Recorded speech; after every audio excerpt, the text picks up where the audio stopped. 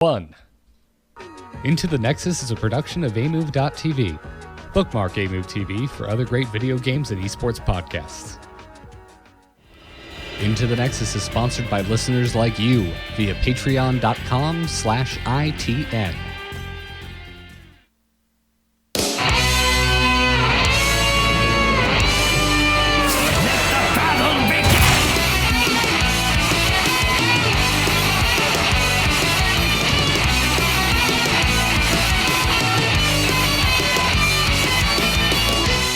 Greetings and welcome back, everyone, to Into the Nexus, the podcast all about Heroes of the Storm. I'm Garrett Weinzierl, and I'm joined as always by Kyle Fergusson. Kyle, how you doing today? I'm doing great. It's good to have new games in the world. Everything's gearing up for E3. Wait, if we're gearing up for E3, it means there are not new games in the world because it's summer, and summer is the time of no new games. That's true. At least I have new things to be excited about. Let me say that much. I have old things to be excited about, like WoW Classic. We'll see. We'll see about that. You know, I'm tentative. It's weird to be excited about things that made me who I am, mainly Warcraft 3. I'm excited about that, but I've certainly played it enough. And that equaled, eventually, through Dota and Dota 2, to Heroes of the Storm. So it's like I never stopped playing Warcraft 3. So I've been in a weird video game space. I'm playing Witcher 3 because Anthem kind of made me real sad that there wasn't any RPG in my life. I'm almost done with it, by the way. Everyone who hasn't beaten Witcher 3, I'm almost done again. So get to it. I'm about to lap you. I haven't beaten Witcher 3. Well, you're in Wario Stadium, and I hit the lightning bolt, and you fell down the pit, and now I'm coming around the back again with my boost. I love that game. I think it might be the best game ever made. Just straight up, having not beat it. But I just got so sidetracked by side quests, because they're really good in that game, that I eventually just kind of wandered off. Yeah, it's easy to lose track. It's easy to over-level and then be like, oh, now this content's trivial. I'm too powerful. I'm bored. The game does a good job of keeping you hungry if you actually spend your money to craft. But if you don't care about crafting, you're rich as hell and nothing matters. Well, luckily, we're here to talk today about Heroes of the Storm, a game where when you feel like you overlevel, the creators of the game go, you know what? You're nerfed now. It's true. It's the game with near infinite variables that keeps me coming back, regardless of how many times I've played the thing. And every week poses new challenges, and every rank is its own special place. And right now, that special place is Diamond 4. And, ooh, man, is it special. Let me tell you about Diamond 4, Garrett. It is a... All right, hold on. I'm pulling out the blanket. I'm going to sit down. All right, go. All right. It's a bit of a prison for me right now. I am having trouble. One of the big troubles is that we have a lot of AFKs. Once I got out of Platinum, my queue times increased by about 300 seconds, going from about 100, which is really nice, to about 400, which isn't awful. Now that Storm League's a thing, we're not waiting around for half an hour, but that means there's more AFKs. There's more that guy selecting one hero and then going AFK because it took so long he had a meal and now he's got a facility. I mean, that is a 300% increase. I mean, if you were having a 100-second queue up until that point, I don't think it mattered what Hero League queue times were before. You're going to notice that, and it's going to feel weird. It does feel weird. And it also means there's more, this is how I play anyway, kind of plays going on. Like, the biggest offender is Genji, because Genji jumps into the backline in tower range and goes, deflect. Now, that player doesn't really acknowledge that this new team is not their last team they fought. And this one has an Uther, a Variant, and an ETC. And so when they jump in and get stunned to heck, they go, well, must have been bad luck. And they do it again and again and again. And I know, like, 53% of the games they're winning with that sweet strat, but when they get to my game after their long queue, it's not what wins, and you got to diversify. In particular, this week, I had one memorable game that was a first pick Genji, and they just went exactly what I said. ETC, Uther, Taunt Varian just piled on, and my last pick is looking at that and going, Tracer. And no. So it's a crazy place. There is lots of people talking in the draft, but there's always one guy. And I've been trying to figure out what's most impactful, what I can be that would really change it up, would make myself malleable to what's going on around me. Honestly, my win rate would be awesome if it wasn't for darn Cursed Hollow at 18%, which is awful. Now, that's counteracted by a 90% Sky Temple, 100% Hanamura at the moment. There's other maps that I'm totally rocking at. Dragonshire is sitting there at 24%.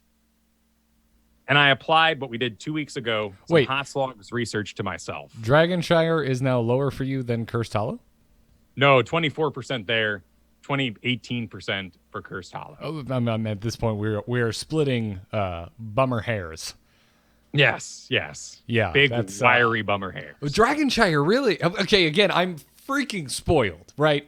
Here I am, the guy who's I've just been playing Rexar. Ha ha ha. I'm skipping through a freaking field of flowers with my bear going, give me split lane maps. Maps where I will be pulled away to fend for myself with my bear companion. But yeah, I didn't realize you were struggling so much with Dragonshire. So I ask you, Kyle, what did your research into your own win rates, what have you found out? It showed me that Brightwing is the answer. Oh, damn. Yeah, I have a 35% win rate alongside fellow Brightwings. So there's one. Okay, Brightwings I play with, I do not win alongside. All right, a little bit of a puzzle. 33% win rate against Brightwing. Oh, I suck at Brightwing, fighting Brightwing anyway. And then Curse Hollow, Dragonshire being my lowest win rate maps, really powerful Brightwing maps. I am now on the Brightwing train, and I am training myself up to play that hero in hopes that I can also help that Genji recover from his positioning or delay that Garrosh who's coming in and these other problem factors that things like a sweet AoE cleanse, some direct healing, AoE healing in the meantime, and other factors could help with. So you're going Blink Heal? Oh, yeah. Yeah, every game. Every game? For now. Okay. Much like Thrall, I started with Earthquake there because it was just a big old, I'm not going to ruin anybody's sweet Cone of Colds or ruin a mosh pit. Now, when I see the hypermobility on Thrall, I go into Sundering and I do other things. But I really find it useful when getting into a hero to say, this is the toolkit I need. In particular, this was really spurred on by the fact that I'm fighting a lot of AoE mages. And Brightwing does have a spell shield, which is nice. But when that one particular person gets snagged, even that Genji we're talking about, I want to teleport in on him, give him a sweet shield with Peekaboo at level 7. But I really don't want to be there once I get there. And Blink Heal is what allows me to go in deep, help the person, and say, all right, you're on your own. I gave you the big heal. I gave you the shield. Heck, here's some sight on top of it. Here's some spell shielding as well. But I'm out. Now it's up to you to get yourself out of this problem. Because Brightwing job over. How do you get back out? Blink Heal. So you Blink Heal in and you Blink Heal out? No, you do the full-blown teleport. So the full-blown teleport. Gotcha.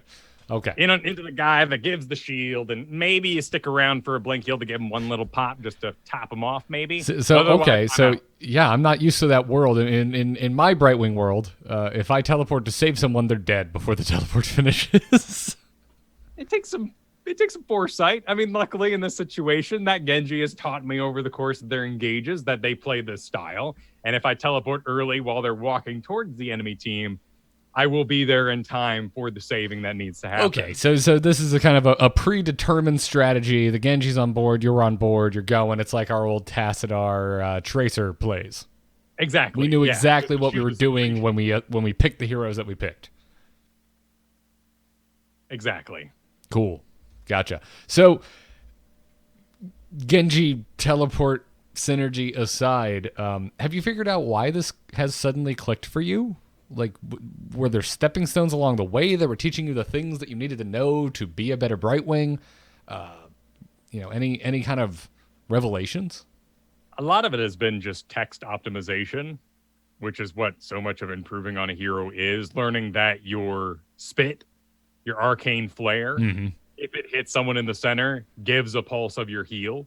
And realizing that, using that as lane clear is all right if you're by yourself, but just throwing it randomly in a team fight is probably better serviced on that white main who's channeling rather than, let's say, even the Rainer who's constantly stutter stepping. Right. Yeah, there's a lot of ways to adjust your Arcane Flare to who else is on your team, right? Like, you got a Nuther. Well, you wouldn't have a Nuther unless you're double supporting. Well, it does happen. It happens Sorry. a lot to me. Again, still don't see it. Anyways, say you got the Uther. Cool. Wait for the stun. Then you know you're gonna land your Arcane Flare. You got a Diablo. Wait till look for the You got to think like all these other heroes. You got to think like a Diablo. You got to look for those wall connections for those wall stuns. Think like an Ariel. Look for those whip stuns. Just literally just before the show playing with our good friend Deribo. I jumped on Brightwing because I knew we were going to be talking about Brightwing today, and frankly, I've been off the Brightwing train for a little while. He was on Imperious, and I'm like, I'm just waiting for those sweet, sweet spears. And then that's when I'm going to Arcane Flare. But you're absolutely right. The other thing to know with Arcane Flare seems a lot more obvious than the kind of, hidden text of if you land it in the center, the passive healing instantly activates. That's huge. But the other big thing is that the cooldown's not that long. It's 6 seconds. So you're right. Use it for wave clear. Use it for wave clear fairly liberally, but don't use it for wave clear in a team fight or shortly before. She also has a lot better mana than she used to before that rework, and I'm finding myself having to do the global hearth head back in business less, which is really, really nice. It means that I'm able to soak longer. I'm able to get deeper into the enemy side, particularly if I'm counting. I say, 4, 1. That one is a Zagara. I'm not going to get stunned. It's okay if I take a couple Hydra shots while I'm teleporting away to the distant team fight. Yeah, it's not a big deal. You are Brightwing. You will eventually get that health back. Yeah, you're going to take care of yourself a little bit. So I'm also stacking some Unstable Anomaly with it, which gives 15% increased slow, deals 2% pure damage, which is nice. Critterize. It's a good tool set for what's happening around me. I'm still concerned that support may not be the most impactful place to be. It is the place where the weakest player tends to end up, unless they're Ana, and then it's an early pick, and that Ana is usually pretty rocking. I know that sometimes it's the solo lane. Sometimes it's the Smurf who only owns 2 tanks, and you get to the late draft, and they say, I don't have anything left. Johanna and ETC are taken. And you go, are you for real? In Diamond? With only 2 tanks, but it's true because it's a Smurf or a newer account. They simply do not own that Arthas, that other thing they might move on to. I don't know how this is going to apply in draft. I'm really enjoying the process of getting good at Brightwing. It's clicking well, and I feel like all my Morales, my preventative use of spells is really helping me with Pixie Dust. So I'm kind of skipping over that conversation. I know how to use armor. I like giving movement speed, either aggressive or defensive, and other supports have taught me that lesson. Cool. I dig it, man. I would say if you want to carry a little more, consider going an Arcane Flare build. I'm really interested in Hush. Hush is really cool. This is kind of what I like about Brightwing. I find that there is a pretty nuanced discussion about what talent you take and why. I don't think there's a lot of wrong answers for most talent tiers. If anything, I think level 1 is probably the most boring. They're all kind of things I don't really want. I really just want Greater Polymorph. I don't want to have to take Hypershift or Pixie Charm, but sometimes you have to. I really like Hypershift. I think it's active, which is what I enjoy. When I'm soaking that distant lane, I feel like I'm working towards something to participate. Whereas, honestly, I'm having a really hard time getting value out of Pixie Charm, the bribe, because I can so rarely break my soak with coverage to go take a Merc camp. Well, that's kind of what I'm getting at. Is I feel both of those are kind of I don't know. It's hard to call because it's a first level beginning of the game choice, right? Hypershift is something I almost wish I could pick later if I'm like, oh man, these guys won't stop fighting. Because otherwise, I don't want Hypershift. Most of my Brightwing games, I feel like the cadence of me having to report, using that word, is pretty in step with the natural cooldown of phase shift out the gate. That I don't really need to improve it. But if my team is just aggro as hell, this is a talent I would love to have. The problem is I have to make the decision out of the gate.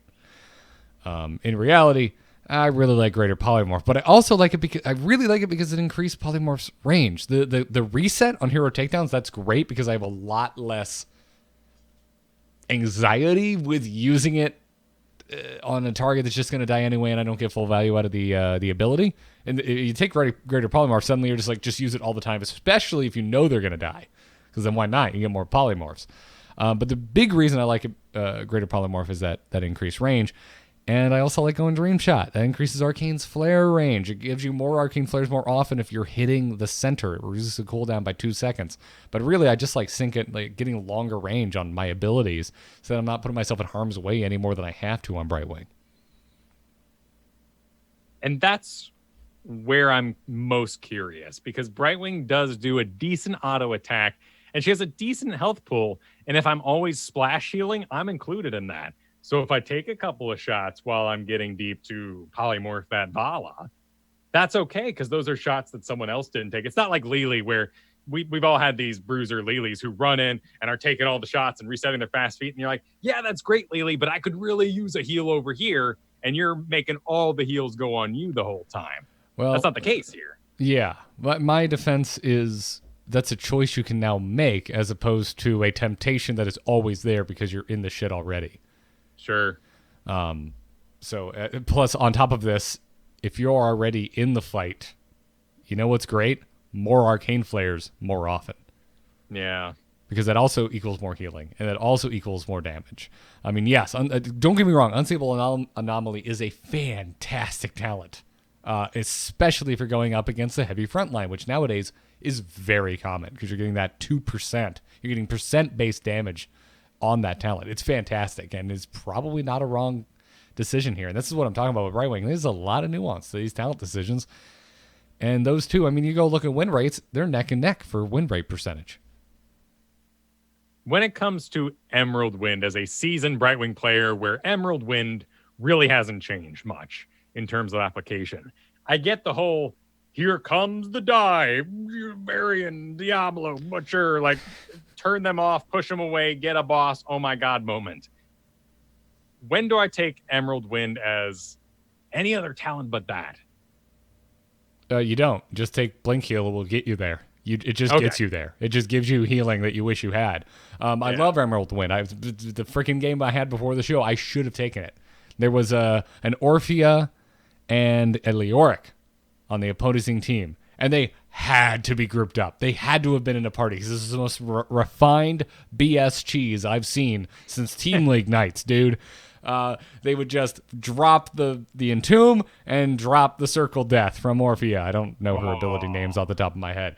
And it was just disgusting. And in that moment, I went, should have went Emerald Wind. Now, granted, post 20 wouldn't have mattered because the freaking Leoric went for silence in his Entomb. Wouldn't have made a damn difference. But up until that 20 tick over, it would have been some playmaking environments. But that aside, honestly, it's really hard to tell. And on now that we don't know if people are grouped up, I think it's even harder to tell than it was before, because you can put things together. You can look at obviously the combination of heroes on the opposing team and go, ooh, there's possibly a really disgusting wombo on that team. But the real question is, are you going to respect it or not? Because sometimes it's not worth your time to respect it.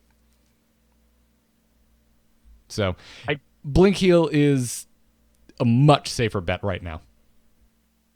I do like that Invisible Friends has some protection for solo queue. It has some value outside of sweet stealth plays. This is the level 20 augment for Blink Heal, where while they're invisible, they now heal for 20 health per second. It just gives you what you need, since they're usually mounted and outdistancing you anyway. And if they blow the stealth and don't do something cool with it, nothing really lost. Yeah, no, you're absolutely right there. It's also the same reason I prefer, like, my default pick at 13 is Pixie Boost over Pixie Power. But that's 13. This is 100%, you had time to assess what's happening, how much damage everyone is taking. Do I need more spell armor over the spell armor I'm already providing, or do I just think moving quicker would overall make things a little bit better. And I think that's why we're seeing a surge in the win rate of ETC. I think that's why you're finding some success with Brightwing. Movement speed is really important, and the nerf to Lucio's movement speed has suddenly made things like Pixie Dust and speccing into move speed on a hero like ETC seem a lot more attractive.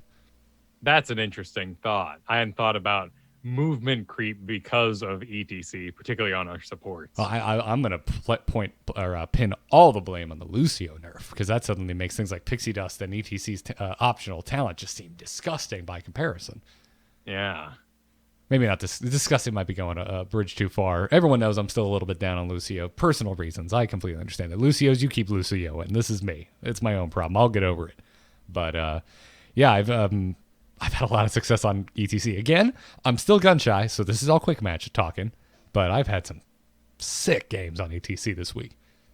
I think that's fair. Your main heroes were adjusted last patch on March 22nd, and there were a couple of changes, and some of them were surprising. I mean, Rexar's actually up. Yeah. Dude, we're getting ahead of ourselves. So, long story short, you're digging Brightwing, and it's working out for you. Yes. Are you pulling yourself out of the nosedive of poor win percentages on Dragonshire and Cursed Hollow? No. This is the only question I really had that hasn't already been answered. No, that's gonna take some time with how often I've gotten those maps. We're gonna get that up to 30% before it looks good, 40% hopefully eventually, but it's gonna be long work. Once that's fixed, though, I think we get out of Diamond 4 really quick. All right, fair. Well, with that in mind, let's just get into the news, because we need to talk about that March 22nd patch and the impact that it has had. And that was going to be the first major bullet point in our news this week. So let's get into it. We're on, boys! Ha-ha! Let's liven up this place! Can Stitches play now?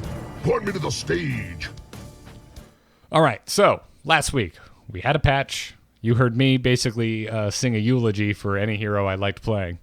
And now we've had some time to sit with it, see how it landed, and you're absolutely right, Kyle. If you go and look at your heroes' statistics websites, Mr. Rexar has seen about a 0.5% win rate increase in the last 7 days.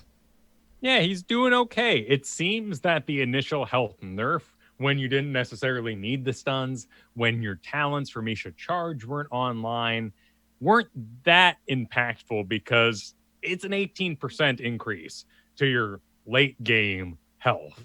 And that's okay for Rexar. Yeah, it is okay. And I've had some really good games on him this week as well. I saw my first 4-level lead in quite a while this week on a game where I was playing Rexar. Oh, it was on my team, by the way. We had the 4-level lead. Gross.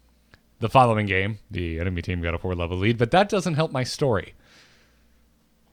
Yeah, spin it. Yeah, exactly. After all. Exactly. Were you on Rexar on that game? In the following game, no, I had switched to Raynor.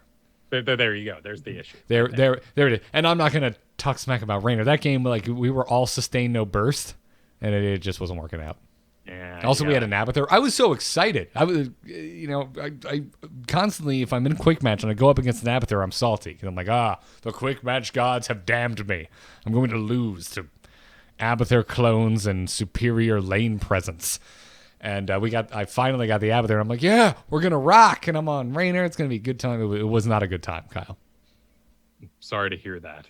Yeah, we just needed like one mage, and it would have been disgusting. But alas. Before we get into these stats, let's go ahead and thank everybody, because we've been seeing you talking about it. Thank you for using HOTS API to upload your games. You are helping the show be more accurate. You're helping the community be more accurate.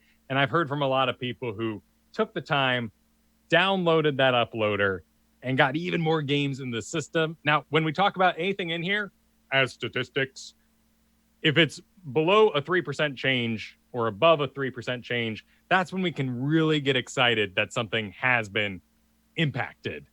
If it's within 3%, then it's got that margin of error. We don't really know. It may change over the coming weeks. But let's now geek out about stuff. Anduin, he went up a tiny, tiny bit, almost 1%. Bold strategy has had an impact. It does now cut the output of Flash over the course of a game by about 30%. So what you might want to think to yourself is, I'm going to go bold strategy, but let's go power word salvation to make up for those raw numbers that we're missing.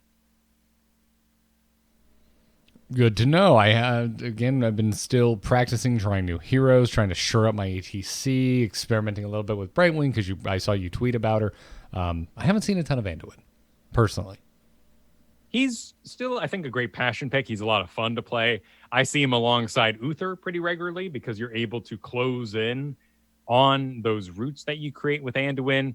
Uther. Now, I'm not seeing anything turbo cute like divine shielding the Anduin who is doing the salvation to make, it's not like a mosh pit super combo. Uther's just, honestly, he's a holy shock stun bot running in as an off tank in a lot of my games. But it is happening, and I see a lot of Anduin. Here's one of the things you really need to think about with Anduin, though.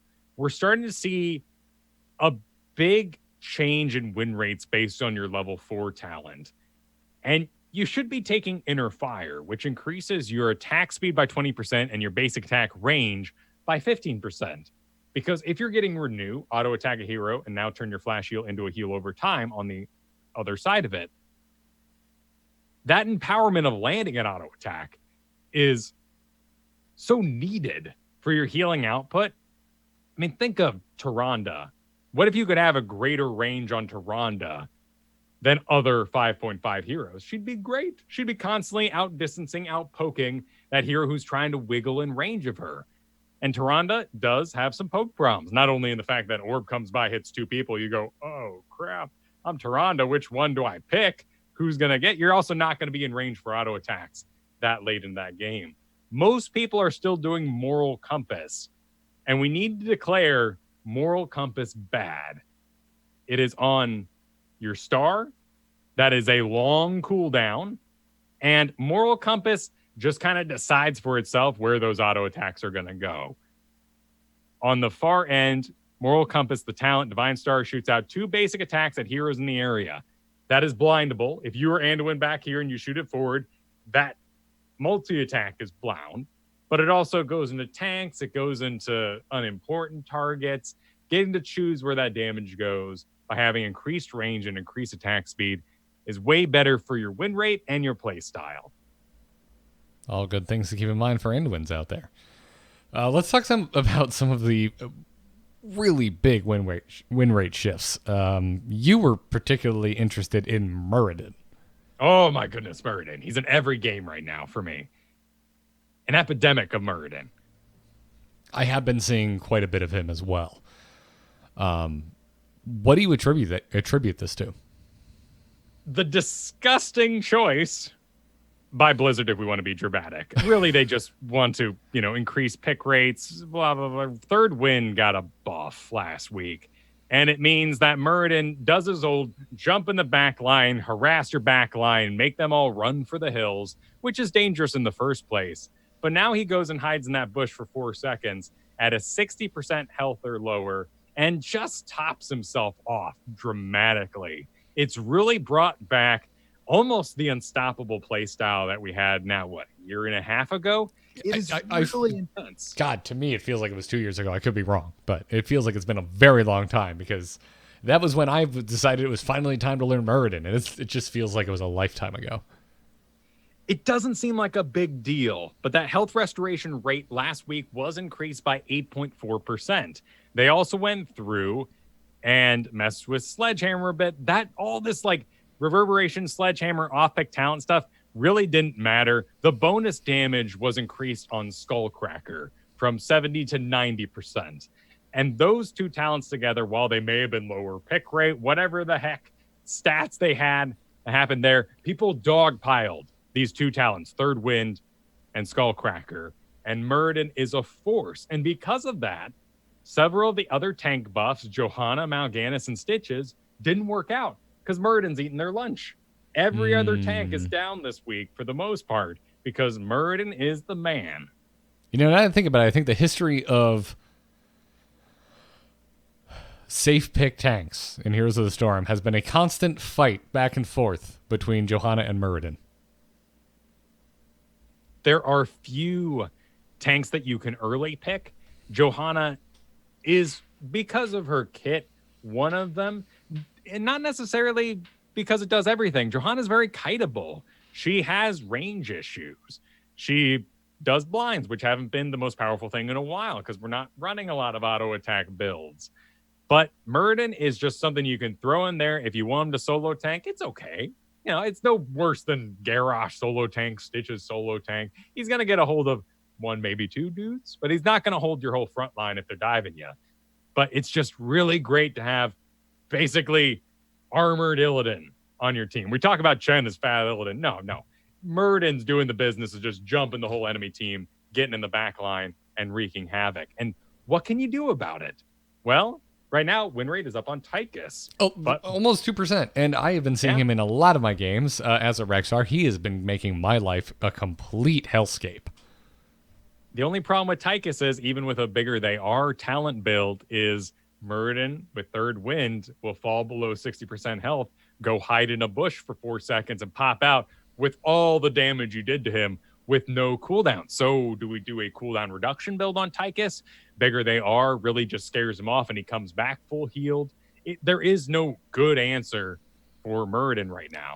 I think you're. To me, that's where I go, and I want to just throw everything out and just go. Well, it doesn't matter. At a certain point, you have to try and kill this hero. So why not try and kill it with a hero that gets a bonus from it, the health pool, right? Like getting below 60%. It doesn't matter if it's a Tychus or any other hero in this game. Getting him below that point, Tychus is going to get him there quicker, and a Muradin that overstays his welcome is going to be punished by a Tychus.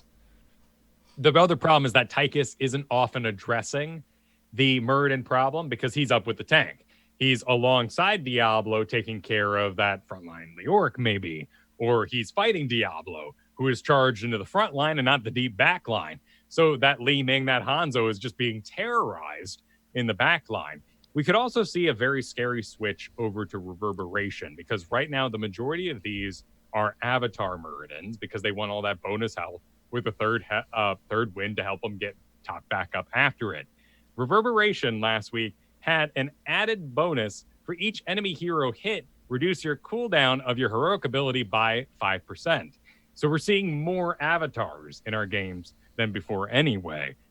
Will people start stacking that on top of this with the Skullcracker, with the third wind? It's a little extreme right now because we're still really into healing static on Muradin. But if that happens, it could be disastrous. I'm not looking forward to it. Be aware, Muradin's good again, but third wind, they're talents you may have been ignoring for a while. You know, give him the axe feels great. Skullcracker, though, that damage, it's so good. It's what you want right now. Yep. Well, Kyle, we're also living in a world where ETC is currently the highest win rate tank, if we're not considering Rexar a tank. Yeah. That's He's kind doing of bananas. Arthas is still doing fine, actually up a little over 0.5%. Yeah, some of these tanks like Arthas just haven't been touched. Arthas, Diablo have not been affected, and as we've talked about them in the past, so shall they continue.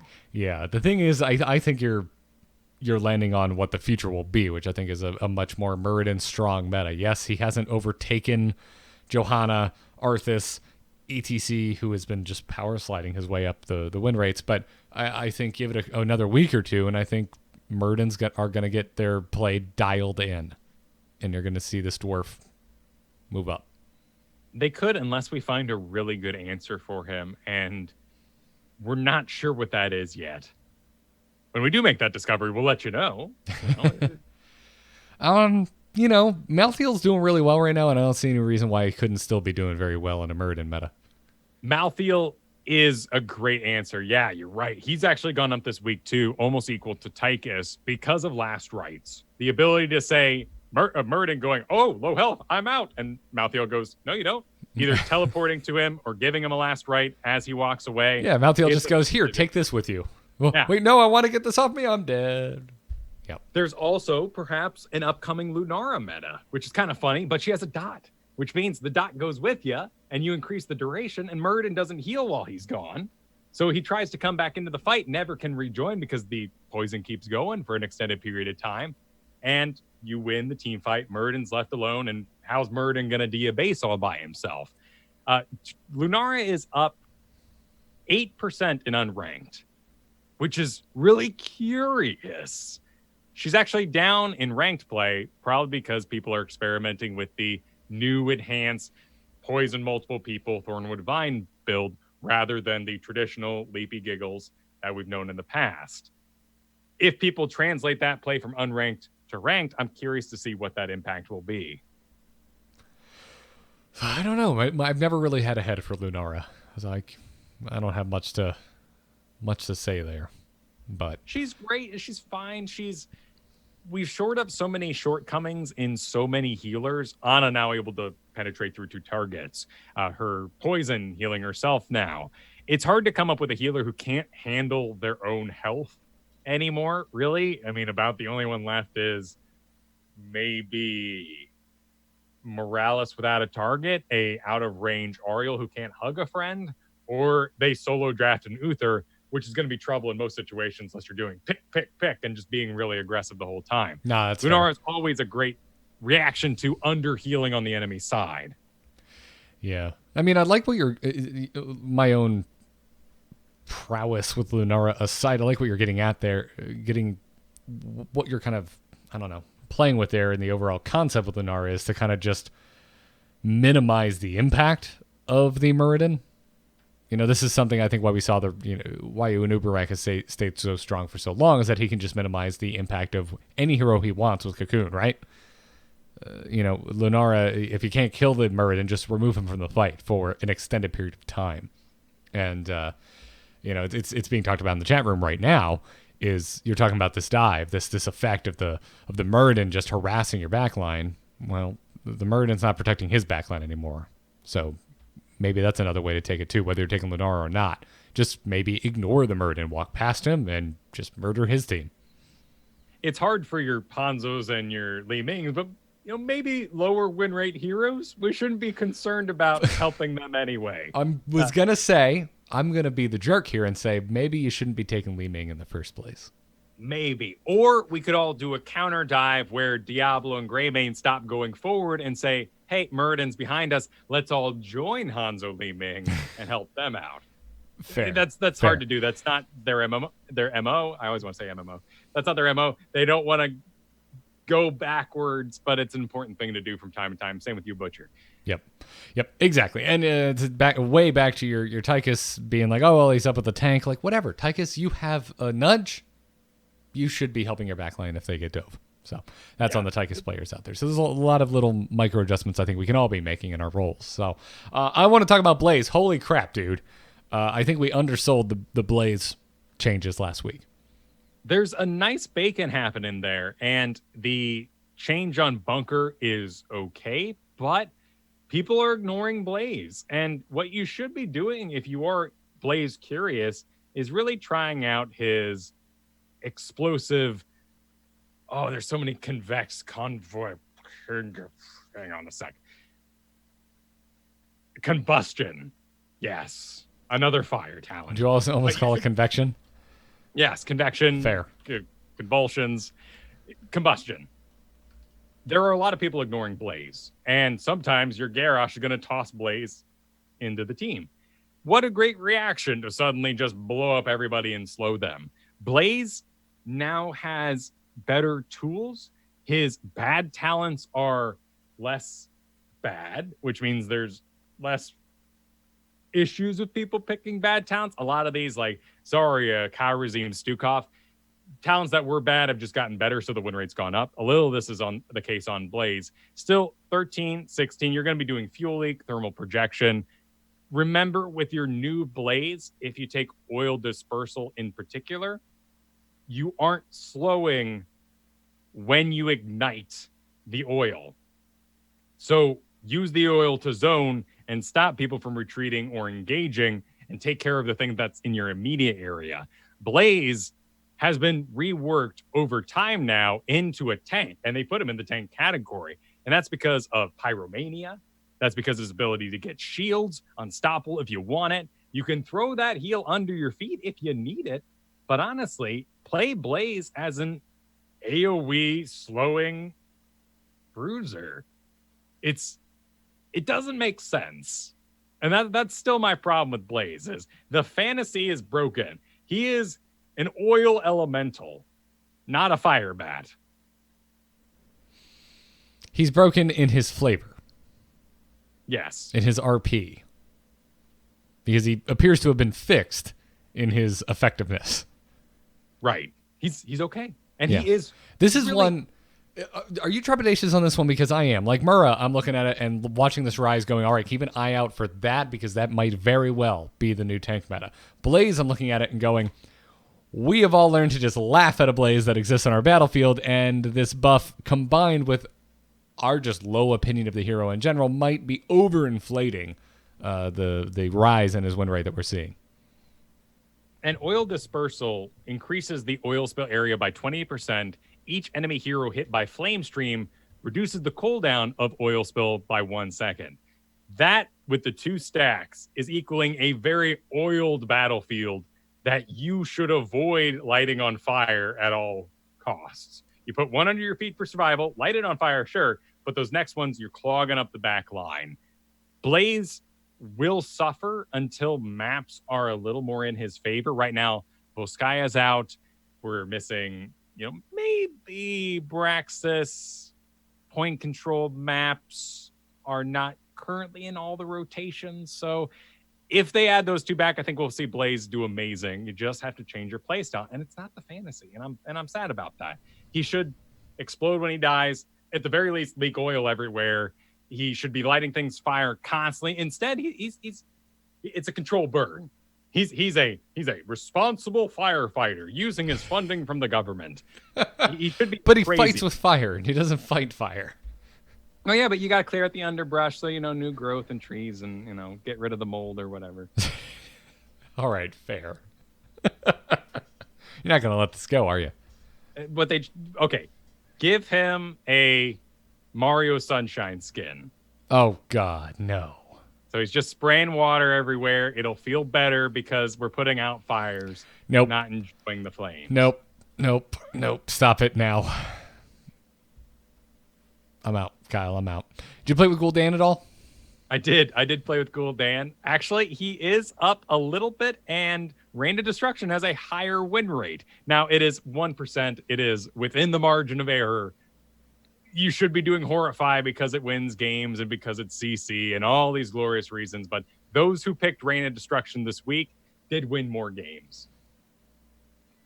I see Gul'dan as a passion pick. So when I see Gul'dan, I'm like, this person knows how to Gul'dan. So to me, that makes a lot of sense. They're probably already playing the hero correctly, and they're trying out Rain of Destruction, and it's working out anyway because they're probably doing everything else the correct way.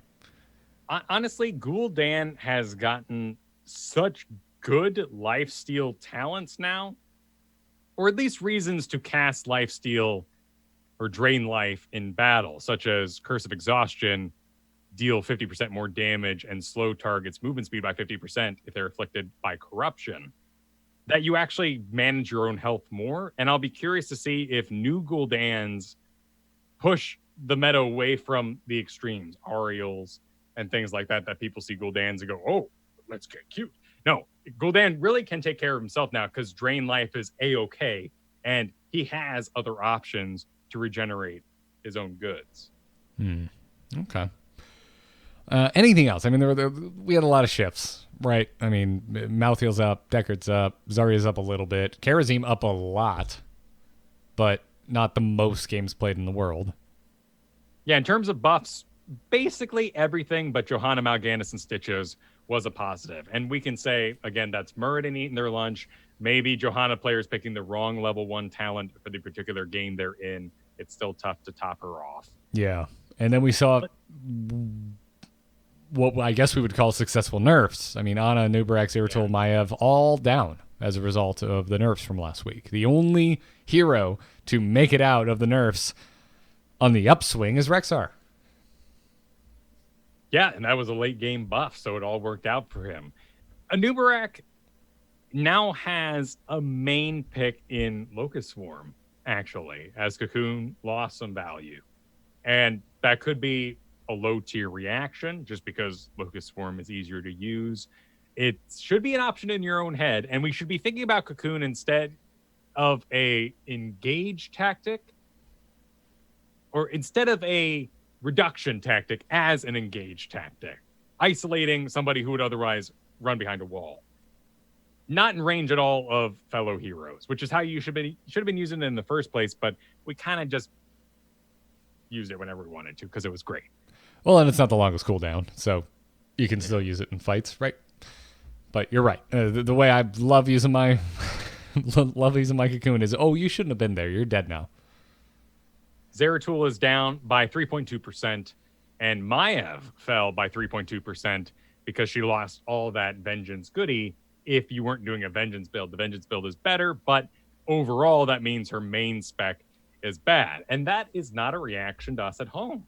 That is the one thing we can say in here that is due to tournament play. Maiev is a tier 1 hero in the professional, non-professional scene, whatever you want to call it right now. The grassroots scene. Competitive. Competitive scene. Call it the competitive scene. Yeah. We'll probably end up actually talking about this next week because this week's episode is already so thick. But if you haven't seen it, over on esportstales.com, Skulls, real name Vincenzo, has posted a story called Skulls Hot's Competitive Hero Tier List for May 2019, and it pulls together statistics from a total of 133 competitive Heroes of the Storm games that have been played and boils it all down for you. Yeah, it's a lot of games played for March here, so we're really amping up our grassroots scene. Tier 1, Anubrak, Maiev, Ana, Zeratul, Tyrande, and Hanzo. Use what you will for our home games, of course, with the statistics we have. But it's interesting to see, and that's a good helping of games. And that's why Maiev here was changed. And it was pretty nice. Just mess with Maiev. I enjoy her. She just doesn't regenerate her own health like Samuro, so I have no place for her on my roster. I'm glad that we're not entirely abandoning the competitive implication. Yeah. So, anyways, Daybringer has been busy the past week, getting in there, making some blue replies in the subreddit. First, Daybringer replied to concerns about no updates for poor little Probius. Turns out Probius may not be as poor as we all thought. Daybringer said that Probius is a bit of a sensitive subject in the office, and that our little probe has had the highest win rate, has been the highest win rate hero in the game for nearly his entire existence. But his design and what he brings to the game has had a hard time fitting into the game's quote-unquote meta. Daybringer went on to say that as they realized this, that the original designer, MV, created a rework, but that at its core didn't fix or change some of the issues with why Probius is so incredibly powerful but so underutilized. And basically the TLDR on all of this is that until they feel that they can fix those issues, Daybringer just thinks we should all go and own with Probius.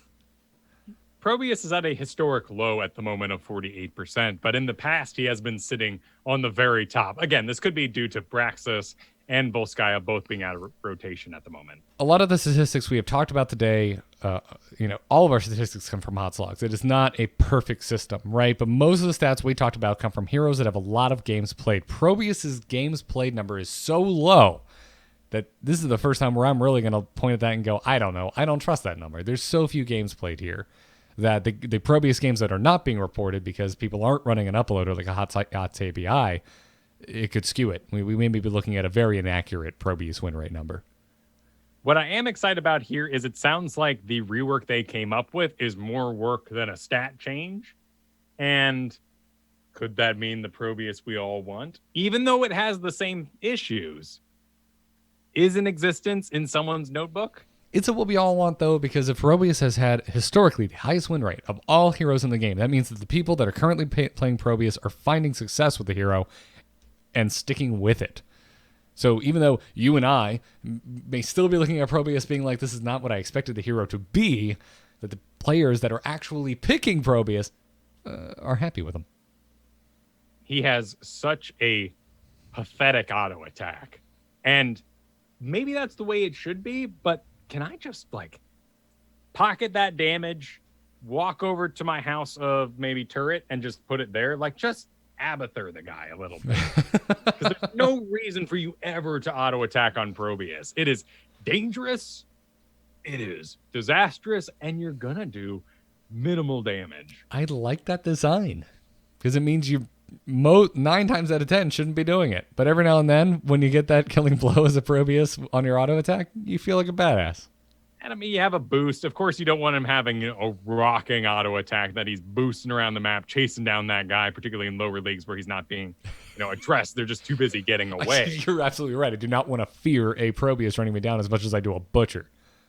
Right. But, we have, honestly, a very, very low DPS. And I'd be curious to see if we could just make him more flavorful. He has the lowest DPS outside of Lost Vikings and the Fire, Earth, and Lucio. When I say Fire and Earth, too, I'm talking about the Chen Bears. Okay. Oh, the Chen Bears. Okay. Yeah. Abathur has higher auto attack DPS than Probius. I mean, again, Kyle, think about what you have to do as an Abathur to land an auto attack. You deserve it. Abathur's attacks should hit harder than Stukov's. Wow. Don't We you see some interesting plays. don't you agree? Like, if you actually slap someone with Abathur, shouldn't it be amazing? Shouldn't you just murder them dead where they stand? I don't know, man. You're Hearthen in tower range. They're like, do it. And Abathur comes burrowing in, slaps you, and Anduin pulls him out. Like, things could get really weird real fast if we gave him that Stukov level. Oh, I mean, okay, imagine this. Because Stukov, I take on Infernal Shrines for his big auto attack. Imagine you've been so busy team fighting, tower defending, taking camps, whatever, that you look up at the Infernal Shrines and Abathur's in there just wow, just taking it out with no detriment to the enemy team, spawning locusts that are helping him. That's where I say no. Is that really going to happen? It would. I say yes. Absolutely. All right, whatever. Anyways, Daybringer also commented on Lucio's trait. There was a comment saying that Lucio's trait feels clunky, and Daybringer said you are far from alone in this feeling. They're apparently, as they were testing this, Daybringer said that he messed with the timing and feel daily, which led to its current tuning. The design behind it was to allow players to quickly bounce off a wall to either help disengage or set up chase. As this was an addition to his base kit, we needed to make some allowances in order to balance it. At the end of the day, we decided to set the barrier of execution extremely high, hopefully adding a new layer of mastery for Lucio mains. So, case in point, a lot of testing went into it. It is as it exists with good reason, it sounds like. Purposefully clunky, which we see across many abilities. Many, I think, is overselling it, but yeah. Lucio, the control of Misha. What else? Drag is always my favorite. Drag, yeah, okay. Yep. Yeah. No, you're right. I mean, anything where you're having to completely 180 change the location of your cursor in the blink of an eye just feels wrong. Yeah. Remember when Artanis couldn't do phase prism during a blade dash, and he'd just stand there and go, "Ruh," and this pathetic little crystal would fly from with minimal danger in the air. Wow. Yeah, there's I mean, I haven't really thought of it, but if you think about it, I mean, maybe you play differently, but I feel like the cursor motion in Heroes of the Storm has kind of a beautiful flow to it. The way we tend to play most of our heroes. You know, if you're keeping your cursor further away so that your skill shots, you're having to make larger motions to make a smaller movement, and, you know, you're not overcorrecting when you're trying to line up that Raynor Q, for example. So, yeah, when you're having to really whip that cursor around, it just kind of, it throws me for a loop, as it should. Yeah, and that's why, you know, kiting Raynor is easier to do than aggressive, attacking the right target Raynor. There's a skill floor, skill ceiling. It's why the Garrosh being able to stun his own throws going backwards isn't the worst thing on earth. While I like to talk about it as something that should be changed, it still takes the need of getting next to the dude, throwing the correct thing, throwing your mouse cursor all the way back, and then targeting the correct area with your groundbreaker. Yeah. And Lodvar, I completely agree with you. Lodvar in the chat room says Lucio's trait should be the W. That is his trait. You're not wrong. I mean, if Kyle, if you're going to get up on a soapbox and talk about the failure of RP that is Blaze, I think this is also true. It's a great move. The Lucios that are using it are really powerful, and I see them go, and they're good. I don't think we've fully utilized it, which is why Daybringer here is saying we're going to wait. Oh, no, I'm just talking about switching between your tracks. That feels like it should be a D ability, not a W. Oh, that's fair. Also, green is heal and yellow is go. Or so those are the colors. Yeah, but green is historically heal in video games. Yeah, but it's not. The green is go in Lucio. Oh, it is? Oh, geez. Yeah. Okay. The yellow is heal because it does the yellow plus signs. I know, right? I mean, yellow as go faster doesn't make sense from our understanding of traffic lights, but... Oh, they're both green, yeah. Yeah. But what color is go that's not green? Because heels are green. It isn't. There isn't a color. Green is go. Yeah. So we need a new green. God, I was just watching like a bunch of... Just being a car nerd and watching drag racing last night, too. So, yeah, I got nothing for you, man. I can't help you. Yeah. Green is go. Fast cars are typically red, but red means stop. Yeah, red means stop. Yeah. I got nothing, man. Maybe it's the best it could be. I got nothing. Clearly, they probably have this. I'm sure there's one dev that's just sitting there every day, has to walk in grumpy with his coffee cup into the Overwatch, dev room and sits down. And it's like, he looks at the esports TV and Lucio's casting green. And he's like, I fought so hard. And that's what you tell the police officer that pulls you over in your red car. You say, officer, you should be thanking me. I was just trying to speed up to get in front of the other cars to implore them to slow down. And so I could get to the meeting where I'm going to report that you have the wrong color for Lucio. Exactly. Anyways, before we get into this week's strategy talk, Red cross. Kyle. Red, good guess. Yeah, heals could be red. Red, hearts, heals are red. Yeah, but damage is typically red. It's the color of blood. Right. It's the color of... colors are red.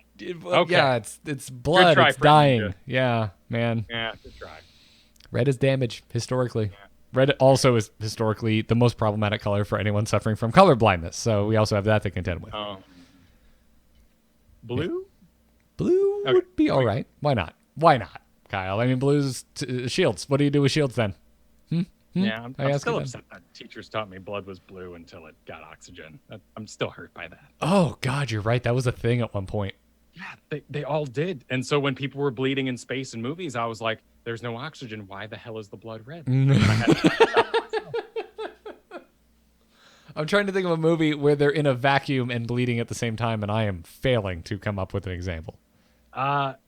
I think it happens in the Alien movies at some point, but oh, you're dinosaur man missing his eyes. Dinosaur man missing his eyes? Other side of the dark abyss. What am I thinking of? Event Horizon. Event Horizon. Sam Neill, Dinosaur Man. Sam Neill, thank you.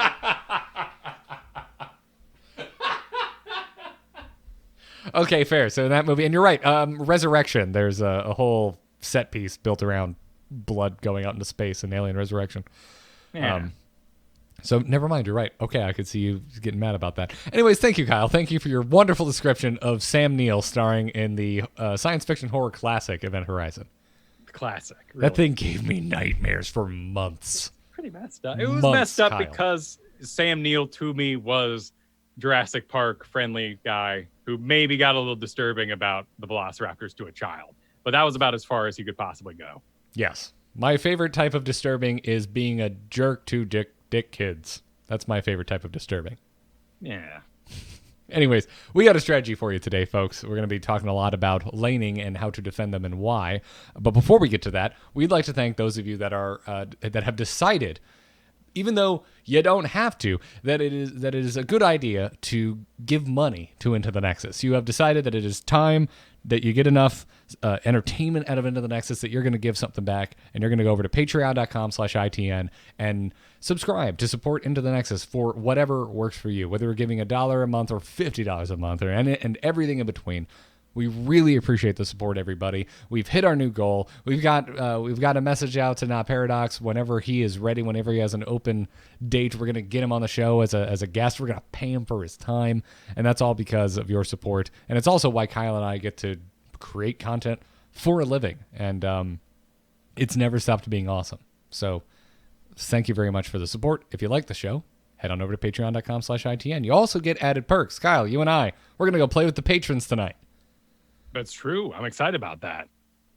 Yeah, we're drafting and unranked. Should be interesting. I may try to squeeze in some Brightwing. Ooh, okay. I'm definitely gonna bring the Rexar back out. And you know what I want to do tonight? ETC. Nice. That's what I want to do. Good tonight. in an organized environment at ETC. Yeah. Which and still, I don't think the organized environment makes it any easier for me to choose my heroic. I think it's still going to be based on what's happening and what map we're on. I think that's great. Stage dive is really good. It is. Fine. It's really good. It has a skewed, significantly higher win rate than Mosh Pit right now, but I completely understand it. Mosh Pit is still and will forever be the force that causes you to die heroic. Like it's too juicy. You think you're gonna be badass and then you die because you stood still for too long. It's also death metal, which doesn't mean you have to take Mosh Pit in the first place anymore. That is very true. High win rate on that talent as well. But anyways, if you're supporting us over at patreon.com/ITN, not only do you get to sign up for our patron bonanzas that happen at least once a month, twice a month this month, but that's because last month we missed it. Anyways, you also get access to the Patreon Discord, which you get by just hooking your Discord up, linking your Discord account to Patreon. And if you do that, and then you go and you support Into the Nexus, surprise, you're already in the Patron Discord. You can go there right now and talk to a bunch of other Heroes of the Storm nuts like us and make some friends. Send questions in directly to the show. Skip the inbox entirely. All other perks can be found over at patreon.com/ITN. And this week, we'd like to thank Spencer S., Tubtar, no last name given, and Ben M. Thank you for the support, everybody. And we thank you for going to patreon.com/ITN and supporting the show. Now, we're going to talk about which lane to defend. Choose a talent. Choose a talent. Talent? Ah, that seems generous. And this is your brain on fell magic. Kyle, which lane do I defend and why? All right. Pre-speech. This is one of those topics that might tilt you easily once you know about it. So take it with a grain of salt. Not everyone knows these things, and knowing them might upset you. So disclaimer. When you're watching a stream and someone's like, if only people knew how to play Heroes of the Storm, and they get real grumpy about it. This is one of those things. It's obvious when you hear it. And the best example is Tomb of the Spider Queen. All three Spider Queens are marching down all three lanes. Let's say you have all walls and towers. It's the very first turn in, equal levels, and you don't know what to do. There's one answer. Top lane for the Sand Golem. Because if that lane gets pushed out, you have to walk all the way through the lane, all the way past the minions, reveal yourself on your way there to stop the boss. The enemy team has constant access to the boss. They also have an easier top turn in to combine with that boss. And that is a great way to lose the game. Okay, good to know. So, if there's bosses on the map, defend the boss lanes. Basically, this isn't as clean on other maps because, for instance, Alterac Pass has both top and bottom ice giants, but that means you should just give the middle for the most part and make sure you maintain control of those areas. Another instance is Cursed Hollow. You want to make sure you can access the boss on your side so that when you find out they're doing a boss, you can at the very least counteract it by doing your own boss. To that note, if they are through your fort, you want to keep your keep wall. So in that curse, when a boss isn't active, defend your top keep wall if you're on the left side so that a boss doesn't come just trouncing through straight to your core. Okay. All right. Those are some really simple, easy to remember edge case scenarios. Well, and let me give you another statistic to back up that Tomb of the Spider Queen notion. Win rate on first boss capture on that map is 78%. If you take that boss, you have a 78% chance to just win the game right out. I didn't realize it was that high. And it doesn't flow with our other maps exactly, because Sky Temple's going to push you into the bottom. There's a lot of danger that can happen down there. You have access to the bottom pad, which is really nice if you defend that map first. You have the double siege giants like you have on Dragonshire. On Dragonshire, they can also give you the triple camp special where they take siege giant knights and then siege giants and just move on in. Dragonshire at the bottom is most important there. The triple camp special. Yeah. Even if they're not doing the triple, just the double stacking the giants is a really easy thing to pull off if you're not paying attention. And you want to make sure that you have access to those mercs if they're on your side, and make sure you can actually defend. Garden Terror gets a little weird because it's also a 3-lane objective, but there's no boss. So top and bottom for the Siege Knight stacks are about equal there, with maybe favoring the top if you're on the left side so you can actually continually take your siege camp. Same thing with Infernal Shrines, right? It really, really sucks when your top is gone and they're stealing your shamans. Yeah, that's I think we've all been there. So again, kind of like the boss lanes, keep them covered. Possibility of stacking multiple mercenaries, keep that covered. What are, let's go back to bosses. What are some of our big boss maps that we need to be worried about? Well, certainly one that isn't in rotation right now is Braxis Holdout. Can't do much about that. It's in the center. So right, it's not lane dependent. The lanes aren't really a factor in that. Towers of Doom is a fascinating one because all your defensive effort should be put in the bottom, so they're not double stacking pumpkin sappers and walking them in. You're going to lose the top. You're going to lose the middle. It sucks. Remember, that takes spawn time. This is probably where I see the most games lost on Towers of Doom. The thing builds. Oh, now it's take backable, to coin a word. And you just spread out all the map, and now Chromie's in the top working on one tower by herself. All of us are bottom, and we need Chromie. You should always have your efforts in the bottom lane. If you have a solo laner in the very top and you want to help him out and gank him, just don't. It's a special situation. You're Genji, you can jump walls. You're Medivh, you're going to fly around. Like, you totally know you're going to get that guy. Maybe you're making it depends choice there. You should really be making sure your efforts maintain on controlling the bottom lane so that you don't get sappered. Okay, good to know. And I mean, again, similar to Braxis, but maybe not as like obvious. Towers of Doom, I look at that boss as another boss that's not really affected by the lane. It's a lot easier to sneak in there because of the way that the jungle area is set up around the boss. You don't need the lane. You don't need lane coverage to go and take the boss without making it extremely obvious that that's what you're doing. Exactly.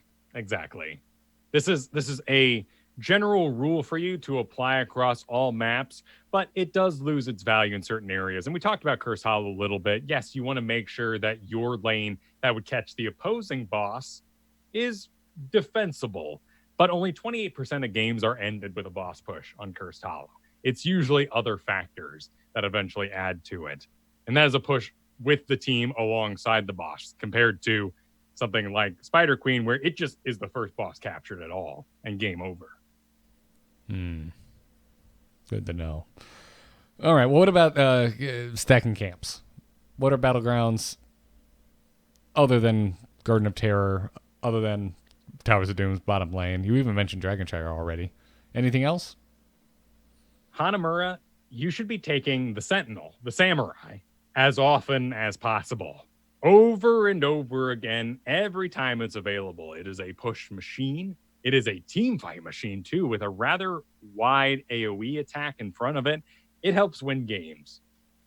In that sense, you should make sure you have enough defenses to catch an incoming Sentinel camp. So, left side, you want to make sure you can defend in the top. Right side, you want to make sure you can defend in the bottom. You win a team fight, you don't fart around, you don't take buildings, really, because the objectives take care of the buildings. It actually shoots the buildings. You go take their opposing Sentinel camp in that case. Nice.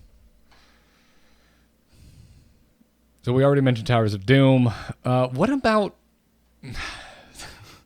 You heard me it feels like a while ago now, kind of lament the loss of mercenaries on some of our more modern maps. What about something like Volskaya? A map that the Rex army really, really wishes I could affect more pushing in lanes. And frankly, Hanamura is that as well, but you do have the samurai to worry about, but that only affects one lane depending on what side you're on. Yeah. Volskaya is a really interesting one because the powers are a little spread out, but you can access your bottom turret camps basically by ignoring lanes if you want to sneak in there. You should be defending your top so you can prep for the B objective because you want to control that. That's usually the longest one. Talents are coming online, heroics are there. That's the sort of fight where you're going to want to go back and get a well. So make sure you keep that, particularly if you lose objective A. You should be putting all effort into stopping them from taking anything on your side for the top lane objective B. If you completely lose objective B, you've got double assault troops and a heal camp that they're going to be able to take really easily. It is not core pressure, but that is a stack. And if you lose B really bad, you're going to lose C, and the snowball begins on Volskaya. You mentioned core pressure. Is there any other battlegrounds that kind of fall under this core pressure light or non-existent core pressure, but still something you need to worry about? Really, Sky Temple's about the only one where there's going to be a boss with siege camp. So there's multiple ways for them to pressure the core, whether or not they actually achieve that boss grab. The win rate on first boss take on Sky Temple is also just 1% lower than that Tomb of the Spider Queen at 77%. So you do want to manage that bottom. If you put any effort, you want to make sure you're not all seen in the top. Disastrous move, particularly in organized play. All five of you farting around. Hey, it was a sight. Oh, let's get it. Oh, bruiser came. Like, oh, this feels nice. No, everyone sees you up there. Everyone knows they can do a boss, particularly if they're sporting Vala, Hanzo, any of these high DPS characters that are going to tear through it really quick. These are all particulars. You should use this information at your own discretion. It depends. But being in the right place is going to help everybody, and not everybody knows this. This is a religious rule for Tomb of the Spider Queen that I really only found out about this week because of a very angry Grandmasters player. Hey, that was great. I got to play with a Grandmaster. They were pissed as hell. But, this is where those situations arise where you'll see ex-pro players, streamers say, man, if only people had more game knowledge. This is one of them. But look how nebulous it is. And I can't wait to talk to Not Paradox about more of these sort of factoids, about what sort of things we can know in the background to make us better players, but we have to apply them in the correct situation and sometimes ignore them entirely so we don't get completely tilted and throw a game. Because if you're Kael'thas solo defending top on Tomb of the Spider Queen, you're dead. Garrosh is going to run by. There's going to be one minion getting fired. Maybe you're just unstoppable. Run past, slow doesn't matter. He gets you, you die, and you go, where was everybody? Your fault. Good to know. But yeah, you bring up nebulousness. But I mean, that's always been the case with this game, right? I mean, how many damn times in an episode do we say it depends? It's kind of the mantra for Heroes of the Storm. Use it. Yeah, and which is why I, for one, am totally okay and frankly really enjoying the slowed roll of battlegrounds at the moment. There are a lot in the game. There's a lot to wrap your head around, as we've kind of just illustrated. So, but thank you for that strategy talk today, Kyle. I learned something. Good. Well, let's wrap this up with a question or two, shall we? Darkness stopped calling. Does anyone else hear that buzzing? Hold on. Darkness just texted me. You can send your emails to itncast@gmail.com, or if you're a patron, just drop us a message either on the Patreon just directly or in the Discord. Skip the inbox entirely. Whatever the case, Cricket wrote in and says, I was going to ask this in your stream today when you were playing Vala, Kyle, but thought it would be a better question here. Any thoughts or recommendations for someone who is not only not good at auto-attacking, but also just strongly dislikes that playstyle? I've played this game for 4 years, have been listening to the show for nearly as long, and watch endless videos for the game. It's not that I don't understand what I'm supposed to be doing on IA Heroes, it's just I don't enjoy it at all. Do you think it's okay to have a roster that doesn't include an AA? Any heroes on that cusp between Spellcaster and AA that you find particularly fun to play? And that my team won't hate me if I don't optimize every single auto I'm supposed to land? Well, this is directed at you, Kyle, so I'll let you answer first. All right. Well, there are several heroes that you might mistake for spellcasters that have really high value auto attacks, such as Falstad and Phoenix. If you Hanzo as well, these are heroes that you can be like, oh yeah, they're basically sweet range mages, but their auto attacks are great and they have great options on their builds for auto attacks that you might want to use in certain situations. So you've already cut yourself out of some of these sort of specialty mages there if you don't end up optimizing auto attacks or have any interest in them at all. Vala is probably one of the greatest learning tools here. She has a really, really good spellcasting build.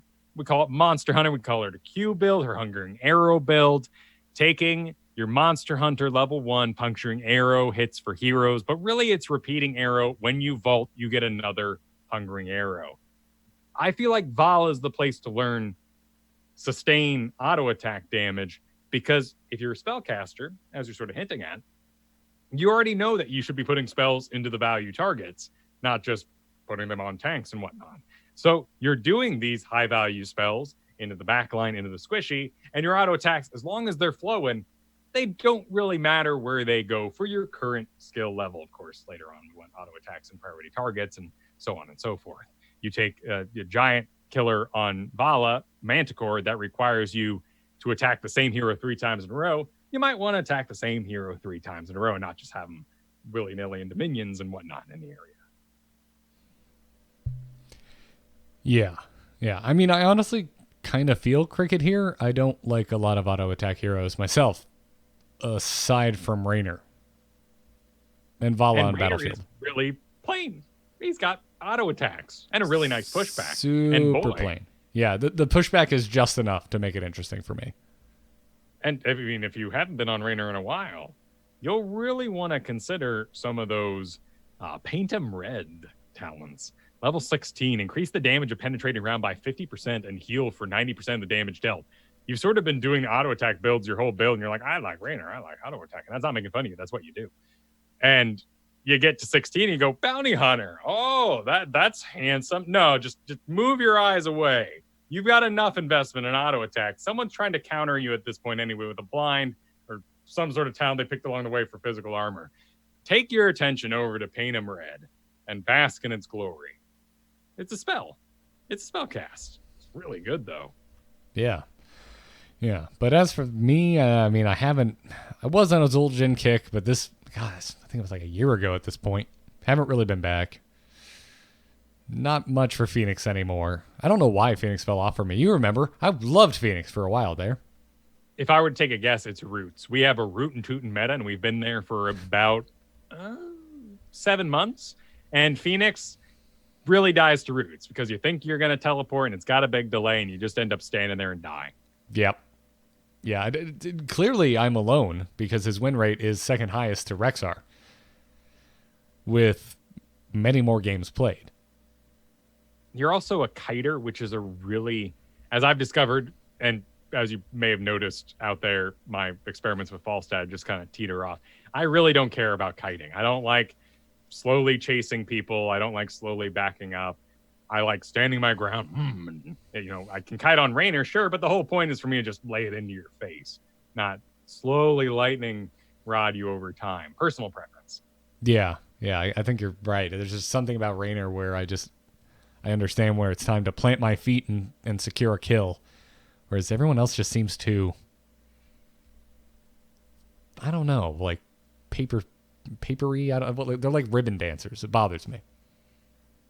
Now, we talked about Vala being your great option to get you into auto attacks because you should be doing them and they flow often. So unlike Raynor where you go, oh no, I missed. I hit the wrong thing. Let me stand around for a while, but you kind of bum yourself out being bad at auto attacks on Raynor. Vala, they just flow. You'll feel fine about it. I would also recommend Cassia or even Greymane because they're kind of just weird mobility mages. Greymane's a little more complicated because of the 2 forms, but you got to swipe that spell damage. Cassia, you can get away with doing a full mage build. You can even do a Fen build, which is honestly just like playing a wizard that wants to die. If you're not careful and you make right choices, you should be fending at the right time, but it's very dangerous. Yeah. So, but I mean, again, kind of to wrap it up, I don't think it's crazy that you don't like playing AA cricket. I think you can absolutely have a healthy stable of heroes that you're proficient with, and if one of them's not AA, that's okay. Yep. Harry writes in, says, "Hey guys, I noticed that Kyle has been playing Mephisto of late. I played him a bunch when he first came out for my obligatory climb to level 5, but didn't get on too well with him, but would like to try learning him again. So my questions are, how are you currently building him, and what tips would you give to maximize his efficiency? Good maps, what synergies? And if we were to go with a further question, do you feel he is viable in the current meta? Thanks very much. Keep up the great work. P.S. Can you give a shout out to the EU A-Move channel? Yeah, if you're in the EU or playing on the EU server, you should /join, hit the space bar, AMOVETV. You should do it in all regions, really. Yes. I mean, it's a rocket place here in the NA, but it's worth repeating for the EU. Yeah. So it's AMOVETV, AMOVETV. So you just do a /join spacebar and type in AMOVETV. So go join it. But how would you help Harry here, Kyle? So, addressing your last question first, is he viable, is almost entirely dependent on the build and the type of damage being dealt around you. You only get one buzzer, and that can be a scared Kael'thas, it can be Mephisto, it can be an unbrave Jaina. There are plenty of years, even Gul'dan, where you're just going to go, wah, wah, wah, corruption, and hope someone else does the rest of the work. Sometimes that's a Tracer, and that's a totally sweet area for that hero. Mephisto has a really unique place in that his buzzing, his random damage, his, oh, they'll be scared, I'm going to damage you, but not really kill you, is done as deep as he wants it to be done. The problem is, if you don't do the one build that Mephisto really shines at, you're going to end up teleporting back with your Shade of Mephisto, missing health, and you're going to feel like a burden to the whole team.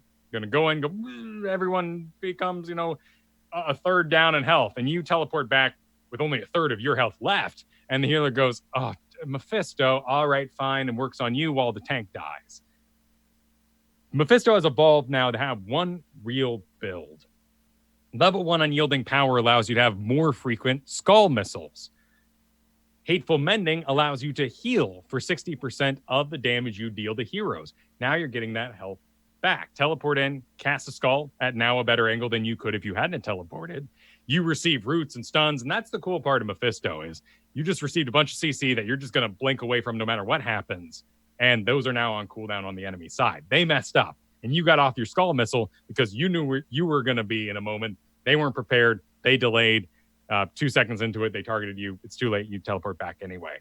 Ghastly Armor at 7 shores this up, gaining 20 armor while Shade of Mephisto is active and for 2.5 seconds after it ends. Now you're reducing the damage you take during that buzz moment, healing off of it, meaning you basically return back to your team with full health, no longer a burden on the team.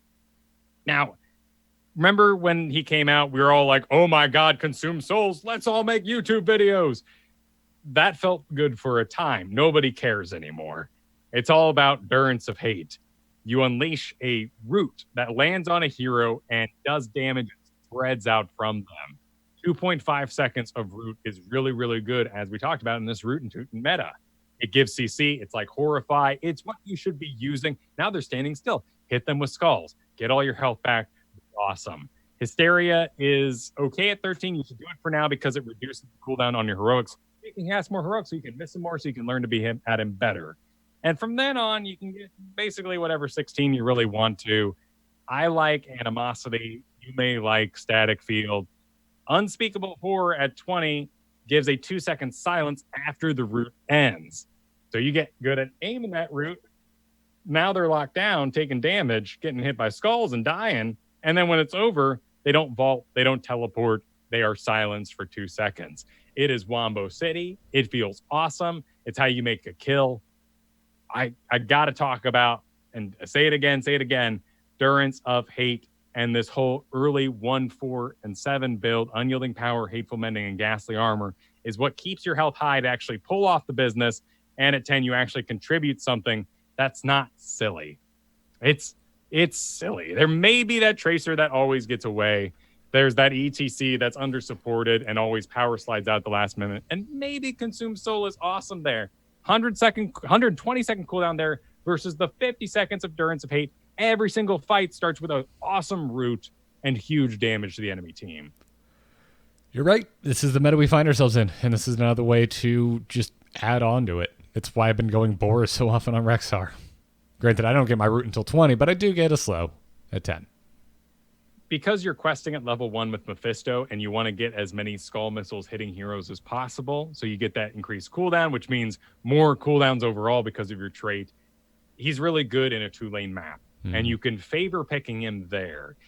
If there's a double rotate, like on Tomb of the Spider Queen, you can do it there. You can even pull it off maybe on Dragonshire, because you sometimes do a double rotate, but getting that stack done is really how the whole thing comes together.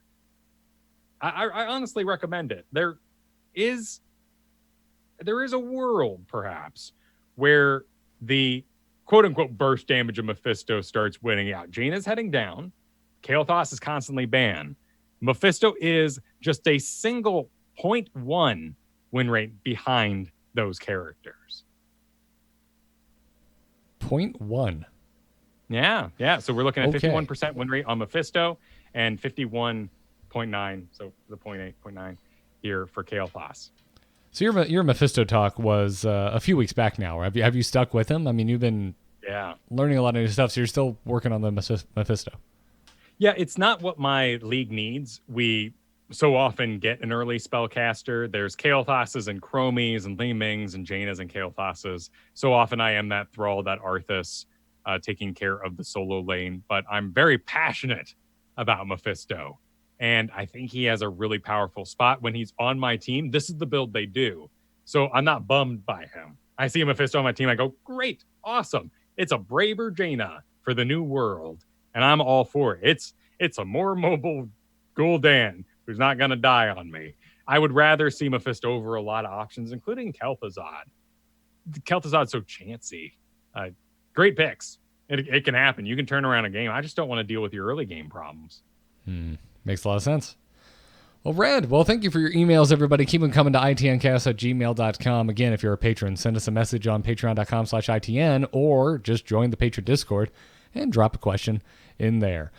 Speaking of our patrons, I want to thank you one more time. Thank you so much for supporting us over at patreon.com/ITN. Huge thanks to our producers, Declan H. and Cheesy Bob. We've got t-shirts available over at shirts.amove.tv. Go check them out. I want to see all the Into the Nexus t-shirts at BlizzCon this year.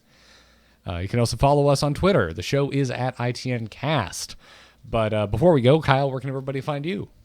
You can find me over at twitch.tv/Kyle Fergusson playing Heroes of the Storm with my lovely caster, Kristen, who really has all the tilt I don't. So you get a good balance, a balanced meal, a healthy helping of the opinions in your head and the calmness you need to complete the job. I want everyone to know that Kyle actually does experience tilt. He is a human being. He's just very well trained and a damn good streamer. I also really, really love the game, and it's not going to make me stop playing. So anytime that wells in your heart and you go, oh, I hate this, or I'm going to stop. I know I'm not. It'd be a damn lie. So after 14 years of playing MOBAs, I just stopped saying shit like that. Makes a lot of sense. Man. I'm just trying to give you compliment. Man, you worked really hard at not just being like, oh, grumble, grumble, grumble. Well, thank you. And I'm impressed as someone who still grumbles quite a bit. Folks, you can find me grumbling over on Twitter at Garrett Art, 2 R's and 2 T's in Garrett. Art, spelt the way art is typically spelt.